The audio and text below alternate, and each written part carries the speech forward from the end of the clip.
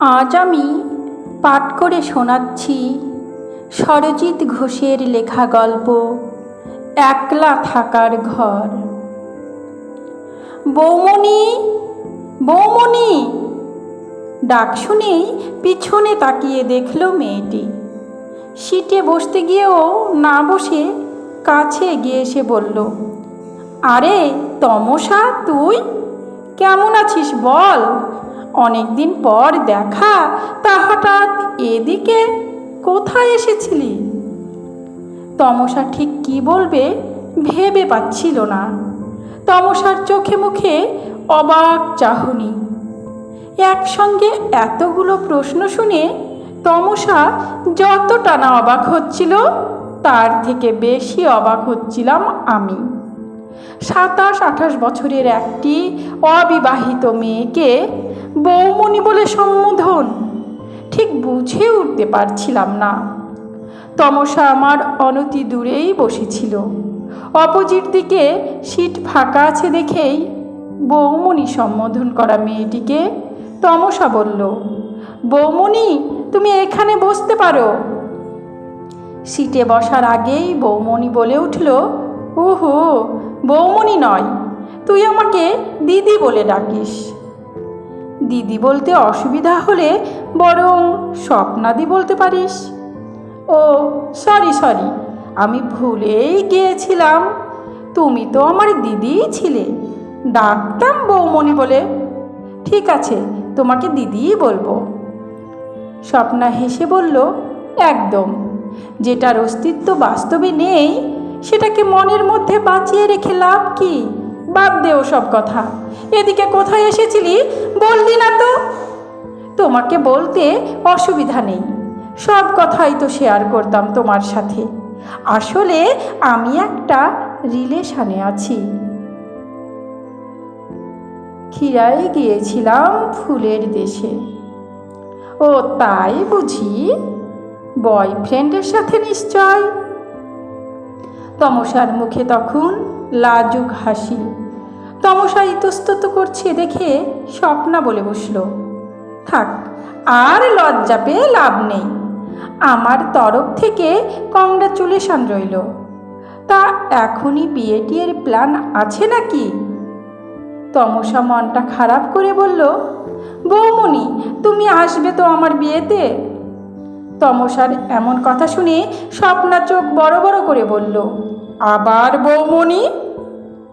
ভুল হয়ে গেছে, অনেক পুরনো অভ্যাস তো, তাই মুখ থেকে বেরিয়ে যাচ্ছে, আর ভুল হবে না। এবার বলো, তুমি আমার বিয়েতে আসবে তো? সেটা কি আর সম্ভব? আমার জায়গায় তুই থাকলে তুই আসতিস কি? স্বপ্নার এই কথাগুলো যেন তমসাকে কিছুক্ষণের জন্য থামিয়ে দিল। তমসা বলল, তুমি চলে আসার পর বাড়িটাই ফাঁকা হয়ে গেছে। জানো, মা প্রায় দিনই দাদাকে বলে, হাতের লক্ষ্মীকে পা দিয়ে ঠেলেছিলিস, কপালে অনেক দুর্ভোগ আছে তোর। প্রসঙ্গ চেঞ্জ করার জন্য স্বপ্না বলল, ছাড় না এসব কথা।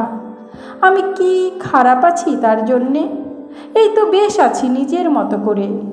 তখন বেকার ছিলাম, এখন চাকরি পেয়েছি, স্কুলে বাচ্চাদের সাথে সময় কাটছে। আর কি চাই বলতো? ভালোই আছি আমার একলা থাকার ঘরে। চাকরি পাওয়ার খবরটা শুনে তমসা উৎফুল্ল হয়ে বলল, তুমি চাকরি পেয়েছ?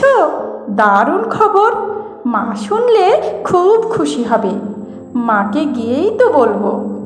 আমার দাদাটা অমানুষ, তোমার মতো মেয়েকে চিনতে পারল না। তা না হলে পরকীয়া সম্পর্কে জড়াই। জানো, তুমি চলে আসার কদিন পরেই মোহিনীও উড়ে গেছে। চিলেকোঠার পায়রাগুলো এখন আর নেই।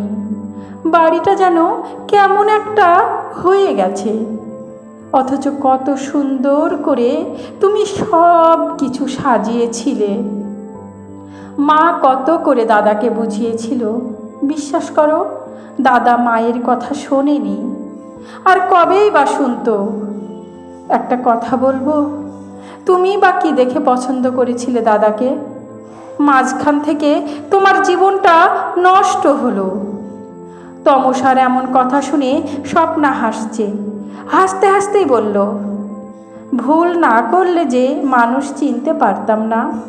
জীবনে ভুল করার দরকার আছে তমসা, তবে ও নিয়ে আর ভাবি না। জীবনের একটা পথ বন্ধ হলে আর অনেকগুলো পথ খুলে যায়। জানিস তমসা, কারো জন্য জীবন থেমে থাকে না।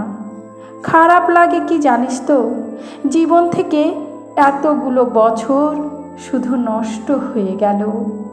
নতুন করে শুরু করতে অনেকটা টাইম লাগলো। আবার আমি তো কোনো দোষ করিনি, তবু এমনটা হলো। তবে আমার মা বলে, চলতে চলতে হোঁচট খেয়ে অনেককেই পড়ে, তাই বলে কি সে পড়েই থাকে? উঠে দাঁড়াতে হয়, ঘুরে দাঁড়াতে হয়। তবে আমি পেরেছি।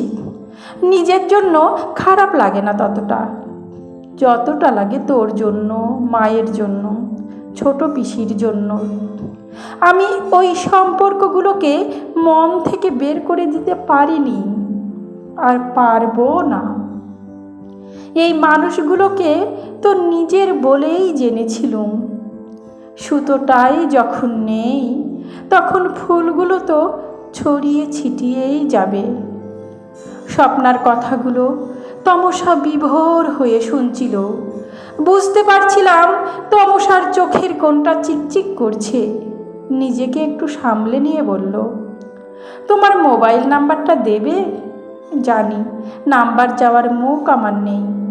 তুমি তো তোমার আগের নাম্বারটা চেঞ্জ করে নিয়েছো। স্বপ্না বলে, কি হবে নাম্বার নিয়ে? যে তার ছিঁড়ে গেছে সে তারে নতুন সুর আর উঠে না কখনো। কিছুই হবে না যদিও, তবুও যোগাযোগটা তো থাকবে। যোগাযোগটা তো আছেই, মনের যোগাযোগ কি কমেছে? এতদিন পরেও সেই তো আগের মতোই কথা হলো, শুধু সম্পর্কের সমীকরণটা বদলে গেছে। সম্পর্ক দূর থেকেই সুন্দর। সে যা পারে হোক, তোমাকে আমার বিয়েতে আসতেই হবে। তুমি নাম্বারটা দাও আগে। বোনের আবদার এটা, বোনের আবদারে না করতে পারে না দিদি। তমসার হাত থেকে মোবাইলটা চেয়ে নিয়ে একটা মিসড কল দিয়ে দেয় স্বপ্না। তারপর বলে, তবে সম্পর্কটা আজ থেকে একজন দিদি আর বোনের। কথা দাও আমার বিয়েতে আসবে। যাব, সেটা তোর বাড়িতে, তোর বিয়ের পর। তখন তোর নিজের একটা ঘর হয়ে যাবে। বেশ, তাতেই আমি খুশি। ওদের গল্প শুনতে শুনতে ট্রেন ততক্ষণে গন্তব্য পৌঁছে গেছে। মাঝপথেই থামিয়ে দিতে হলো গল্পকে, ঠিক যেভাবে জীবনের গল্প মাঝপথেই থেমে যায়। ট্রেন থেকে নামি, ভাবছিলাম তাই, বিচ্ছেদ মানে কি শুধু একটা সম্পর্ক থেকেই বিচ্ছেদ?